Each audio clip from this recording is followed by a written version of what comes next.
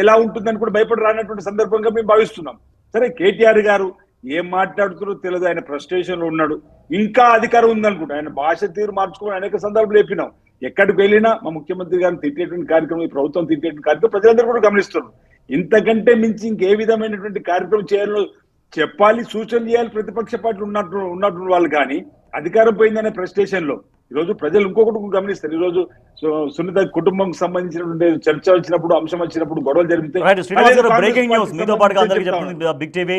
So ఇప్పుడు 8వ round complete అయిన తర్వాత జూబ్లీహిల్స్ లో భారీ ఆధిక్యంలో కాంగ్రెస్ పార్టీ అభ్యర్థి నవీన్ యాదవ్ విజయం దిశగా దూసుకెళ్తున్నారు.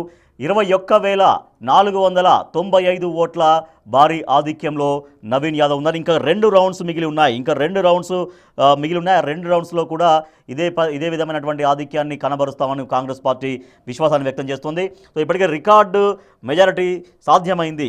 2009లో అప్పుడు మాగంటి గోపీనాథ్ గెలిచినటువంటి మెజారిటీ జూబ్లీహిల్స్ హిస్టరీలోనే 21,741 ఓట్ల మెజారిటీ, అప్పుడు అది రికార్డు స్థాయి మెజారిటీ. సో దాన్ని ఇప్పుడు బ్రేక్ చేశారు నవీన్ యాదవ్. 21,495 ఓట్లు, అంటే ఇంకా 2 రౌండ్స్ మిగిలినాయి కాబట్టి ఇంకా డెఫినెట్గా ఇంకా చాలా వరకు దీనికి యాడ్ అయ్యే అవకాశం ఉంది. కాబట్టి ఇప్పటికే రికార్డు మెజారిటీని క్రాస్ చేసి ముందుకెళ్తున్నటువంటి పరిస్థితి కనిపిస్తోంది. ఎస్ శ్రీనివాస్ గారు కంటిన్యూ చేయండి.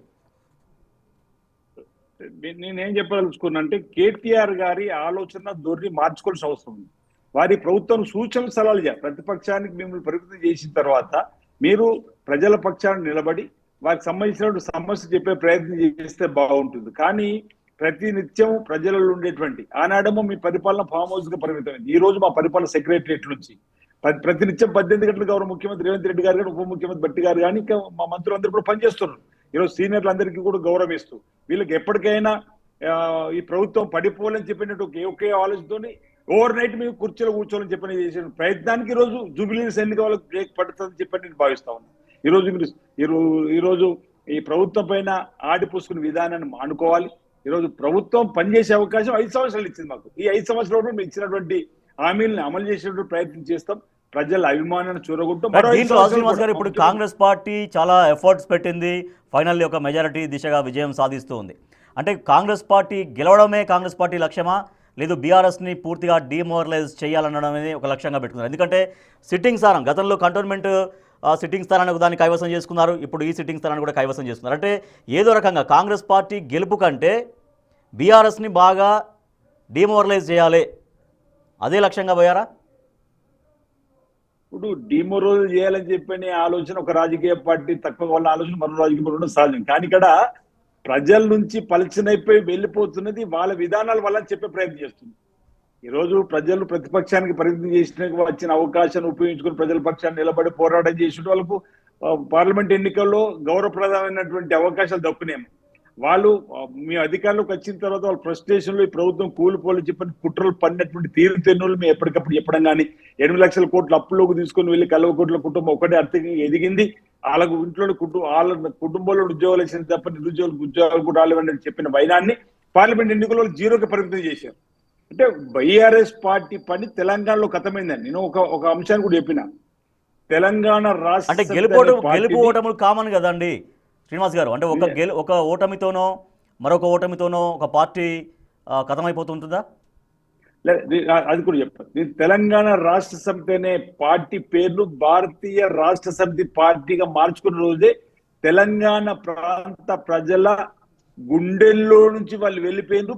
తెలంగాణ ప్రాంత ప్రజలతో పేగుబంధం తెంచుకున్నారని చెప్పిన ఎప్పుడైతే తెలంగాణ నిందాంతో అధికారంలోకి వచ్చినప్పుడు వాళ్ళు పార్టీ పేరు మార్చుకుని దేశాన్ని ఏదో ఉద్ధరించాలని చెప్పని ప్రయత్నం చేసిన క్రమం మహారాష్ట్ర కానీ పంజాబ్ కానీ వాళ్ళు వీళ్ళు ఏవైతే చేస్తున్నారో ప్రజలందరూ కూడా గమనించినటువంటి సందర్భంలో ఇప్పుడు నేనేం చెప్పదలుచుకున్నా, బీఆర్ఎస్ పార్టీ పడవ పుట్టి మురుగుతుందని చెప్పిపోయేటువంటి కార్యక్రమం ఏంటంటే, మీరు అసెంబ్లీ ఎన్నికలు చూసిండ్రు, పార్లమెంట్ ఎన్నికలు చూసిండ్రు, కంటోన్మెంట్ చూసిండ్రు, మధ్యలో ఎమ్మెల్సీ చూసిండ్రు, ఇప్పుడు కూడా జూబ్లీహిల్స్ ఎన్నికలు, రేపు కూడా పంచాయతీ ఎన్నికలు కూడా చూడబోతారు. అంటే బీఆర్ఎస్ పార్టీలో సమన్వయ లోపం ఎక్కువగా మనకు కనిపించింది చెప్పగలను. అంటే అధికారం ఉన్నప్పుడు ఆ నలుగురే, రాజ్యమేలు అధికారం పోయినాక ఆ నలుగురే, ఆ నలుగురు మధ్యలో కూడా ఇంట్లో ఉన్న కవిత కూడా బయటకు వెళ్ళిపోయింది. అంటే ఆస్తుల పంపకమా లేకపోతే వైరుధ్యాలు ఉన్నాయా అవన్నీ కూడా కవిత ప్రశ్నలు కూడా ఈరోజు సమాధానం చెప్పలేకపోతున్నాడు కేటీఆర్ గారు. ప్రజలు అవన్నీ కూడా గమనిస్తారు. సొంత చెల్లి కవితకు సంబంధించిన ప్రశ్నలకి జవాబు చెప్పలేని పరిస్థితులలో ఈరోజు కేసీఆర్ చుట్టూ దెయ్యాలని చెప్పినటువంటి మాట అమెరికాకి వచ్చిన సో తర్వాత ఆ కూడా పరిణామం కూడా మీకు కలిసి వివరణ వచ్చిందా? సందర్భంలో తీరా ఎలక్షన్స్ ముందు కవిత పార్టీ నుంచి బయటకు రావడం, పార్టీ నుంచి సస్పెండ్ చేయడం, సో బయటకు వచ్చి ఆమె కొన్ని ఆరోపణలు చేయడం, అంటే అవినీతికి కారణం హరీష్ రావుని మాట్లాడడం, ఇవన్నీ కూడా పరోక్షంగా మీకు సహకారం అందినట్టేనా? అంటే ఇప్పుడు మనకు పరోక్షంగా కంటే వాళ్ళ పార్టీ పత్రానికి పని కారణాలు చెప్పే ప్రయత్నం చేస్తున్నాం. ఆ, వాళ్ళ పార్టీ పత్రానికి ఈరోజు సునీత గారి కన్నీళ్ళని చూసి ఓటేయమంటే మనం ఏమంటున్నాం? ఈరోజు సునీతకు సంబంధించిన కుటుంబ గొడవ వస్తే ఏదో మా పార్టీకి అనుబంధం బంధము చెప్పే ప్రయత్నం చేశారు. నువ్వు అంటే సొంత ఇంట్లో ఉన్నటువంటి కవితకు సంబంధించిన ప్రశ్నలకి జవాబు పంచాయతీ తెంపలేని పరిస్థితి, సునీతకు సంబంధించిన కుటుంబం మాగంటి గోపినాథ్ సంబంధించిన కుటుంబ సమస్య పరిష్కారం చేయకుండా తల్లి ప్రశ్నలు సమానం చెప్పిన పరిస్థితుల్లో ఇక ప్రజలకు ఈ రాష్ట్రానికి ఏం సమానం చెప్తాం చెప్పి ప్రజలు భావించే పార్టీ పక్కన పెడుతుందని చెప్పి అనుకోవచ్చు కదా అంటున్నాను నేను అనేది. ఇప్పుడు హ్యాండిల్ చేయడంలో విఫలమైన కేటీఆర్ అని చెప్పినమాట. బీఆర్ఎస్ పార్టీ పతనం కావడానికి కారణం అదే అని చెప్పని చెప్తా ఉన్నా. ప్రజలలో బీఆర్ఎస్ పార్టీ ఉందని నేను కూడా, ఎందుకంటే వాళ్ళు 10 సంవత్సరాలు అవకాశం ఇస్తే అవినీతి అక్రమాలతో వాళ్ళు సంపాదించినటువంటి డబ్బు వల్ల వాళ్ళు వెళ్తున్న సందర్భం, వారికి ఉన్నటువంటి ఫామ్ హౌస్ చరిత్ర కానీ వారికి ఉన్నటువంటి మాటల చేతల వల్ల కానీ ప్రజలు ఫోకస్ చేయలేదేమో, ఇంకా బీఆర్ఎస్ చేయాల్సినంత ఫోకస్ చేయలేదేమో. ప్రతి 3 నెలల ముందు నుంచే మొదలు పెట్టారు కదా వాళ్ళు. మేము కూడా వాళ్ళు 3 నెలల నుంచి మొదలు పెట్టారు. మేము 3 నెలల నుంచి కూడా గౌరవ మంత్రి వాళ్ళు వివేక్ గారు, పొన్నం ప్రభాకర్ గారు, తుమ్మల నాగేశ్వర గారు అందరూ మేము కమిటీ వేసినాము. ఈరోజు ఇప్పుడు మీరు ఒకటి గమనించాలి, యువరాజు 2వ స్థానంలో కేటీఆర్, మున్సిపల్ శాఖ మార్చులు. జుబిలీస్ కు వెళ్తే ఎక్కడికి వెళ్ళినా అండర్ గ్రౌండ్ డ్రైనేజీ లేవు, అక్కడ రోడ్ల పరిస్థితి అధ్వానంగా ఉంది.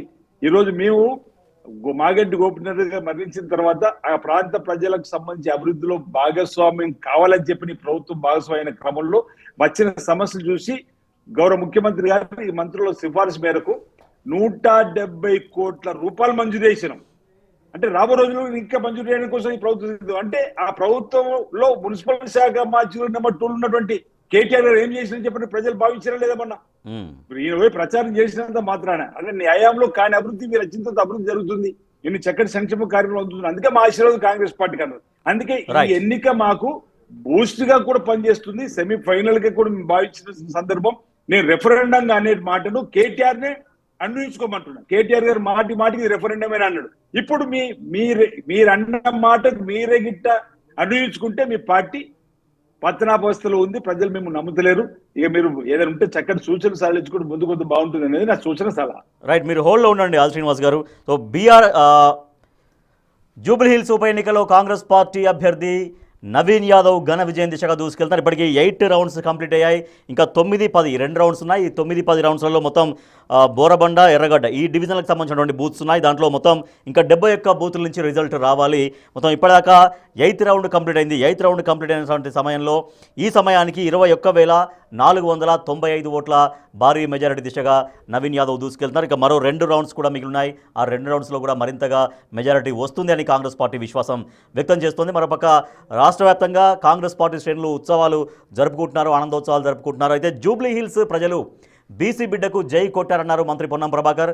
జనమంతా అభివృద్ధి వైపే నిలిచారని చెప్పారు.